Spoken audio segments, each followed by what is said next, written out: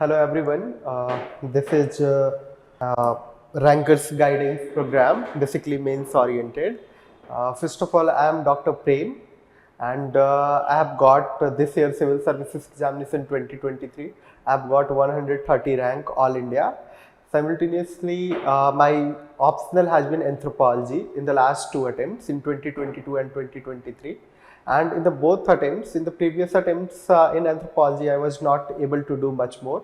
I got hardly 240 marks, but this attempt I gave a lot of effort to my Anthropology paper and I improved my marks a lot. In fact, in this paper, this year Anthropology paper, basically, this year Anthropology paper, it's a Anthro paper 1 and 2.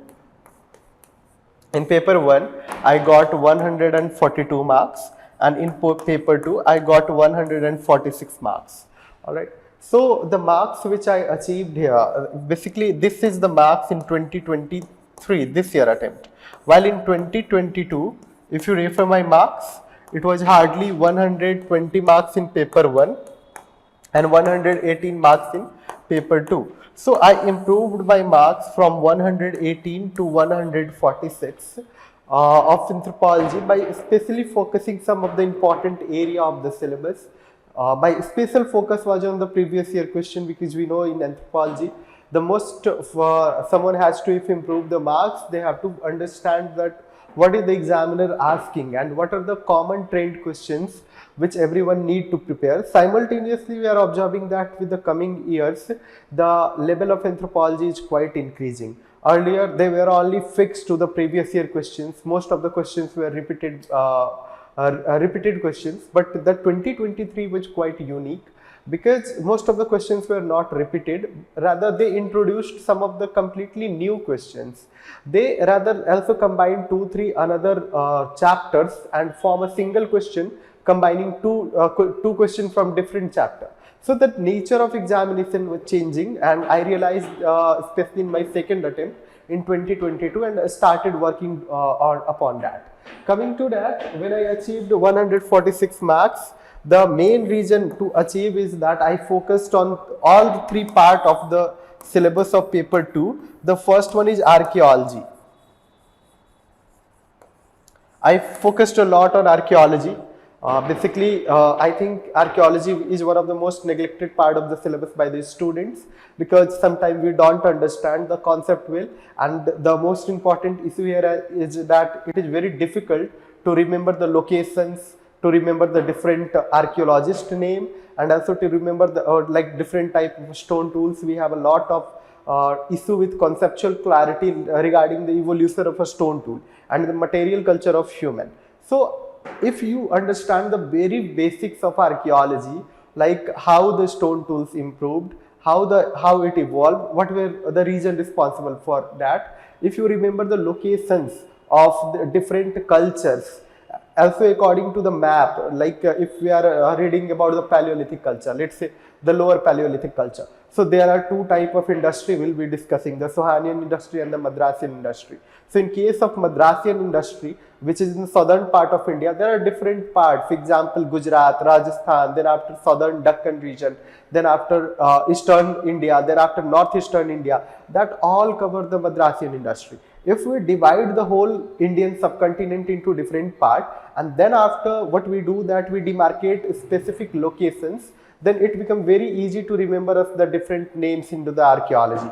So I did that for archaeology.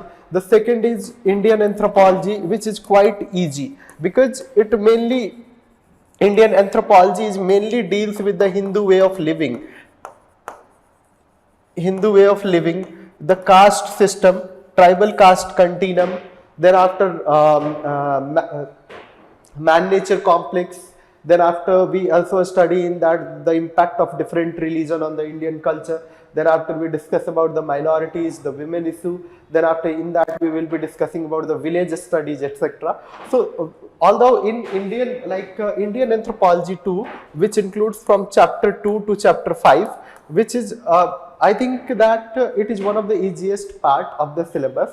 Only the thing you have to focus, that you have to understand the perspective of different scholars. For example, in village study, what M.N. Srinivas has to say, what Andre Batili has to say. Simultaneously, there is one chapter, that is chapter 4, completely, it is the chapter completely on the about the study of Indian anthropologist. So what contribution they have given to anthropology, they have given to Indian society, they have given to understanding of caste system.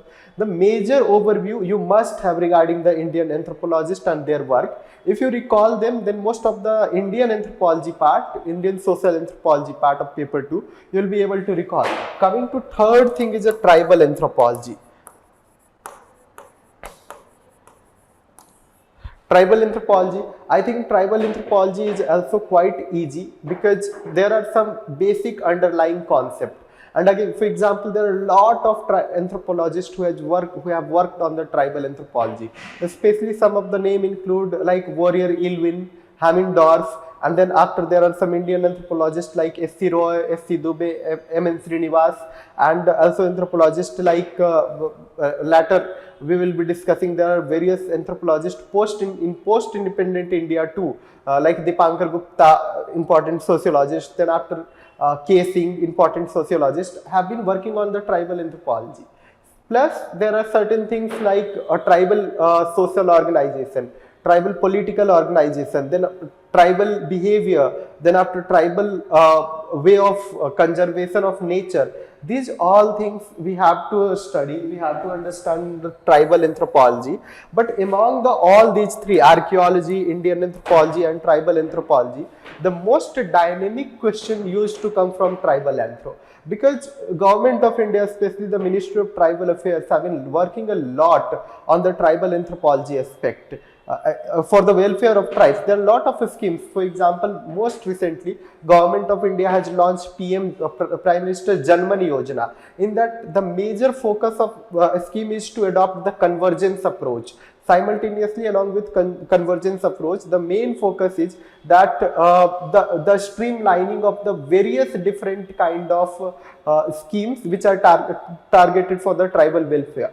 So government is continuously taking effort to improve the tribal condition, tribal livelihood, tribal human development indexes, etc. And to deal with that, there are a lot of schemes, there are a lot of constitutional provision in place, there are a lot of structural mechanism, for example, tribal research institution, then after ITDA, and then after constitutional arrangements like 5th schedule, 6th schedule, tribal advisory committees. These do exist and we have to study about them and also have to remain updated from the current affairs which is happening around us. So with these insights, we will be discussing paper 2. Simultaneously, I will be also explaining in paper 2 the previous year questions, that what approach you should adopt to mainly discuss with paper 2. So this is the brief introduction of the course, how we will be proceeding. So basically, in the initial part, we will be dealing with anthropology, archaeology part of the paper 2. And then after, we will understand about the tribal anthropology.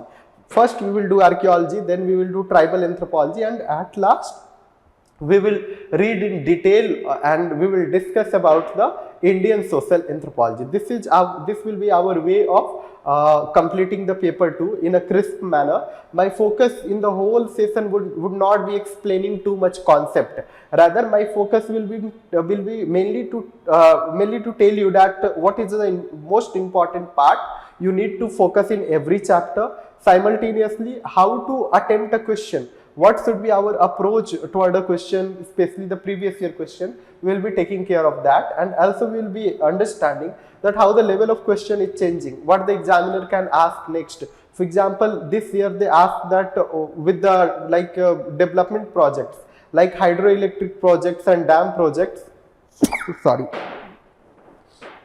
hydroelectric and dam projects, there is happening displacement.